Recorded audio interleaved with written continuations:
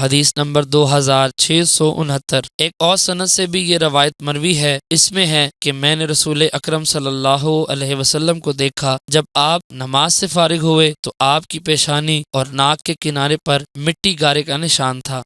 حدیث نمبر 2670۔ حضرت ابو سعید خدری رضی اللہ عنہ سے مروی ہے، فرماتے ہیں رسول اکرم صلی اللہ علیہ وسلم رمضان شریف کے درمیان عشرے میں اعتکاف کیا اور آپ لیلۃ القدر تلاش کر رہے تھے، اور ابھی آپ کو اس کا علم نہیں دیا گیا تھا۔ جب درمیانہ عشرہ مکمل ہوا تو آپ نے خیمہ کھولنے کا حکم دیا، پھر آپ پر واضح کیا گیا کہ لیلۃ القدر آخری عشرہ میں ہے، تو آپ نے دوبارہ خیمہ لگانے کا حکم دیا۔ پھر صحابہ کرام کی طرف تشریف لائے اور فرمایا، اے لوگو، مجھے لیلۃ القدر بتائی گئی تھی اور میں تمہیں بتانے کے لیے آیا۔ تو وہ شخص لڑتے ہوئے آئے، ان دونوں کے ساتھ شیطان تھا، تو مجھے وہ بھلا دی گئی، پس تم اسے رمضان شریف کی آخری عشرہ میں تلاش کرو، اس کو 9ویں، 7ویں اور 5ویں راتوں میں ڈھونڈو۔ راوی کہتے ہیں، میں نے کہا، اے ابو سعید، ہماری نسبت آپ سے گنتی کو زیادہ جانتے ہیں۔ انہوں نے فرمایا، تمہاری نسبت ہم اس کے زیادہ حقدار ہیں۔ راوی کہتے ہیں، میں نے پوچھا، 9ویں، 7ویں اور 5ویں راتیں کیا ہیں؟ انہوں نے فرمایا، جب 21ویں رات گزر جائے تو اس سے ملی ہوئی رات 22ویں رات ہے اور یہی 9ویں ہے، اور جب 23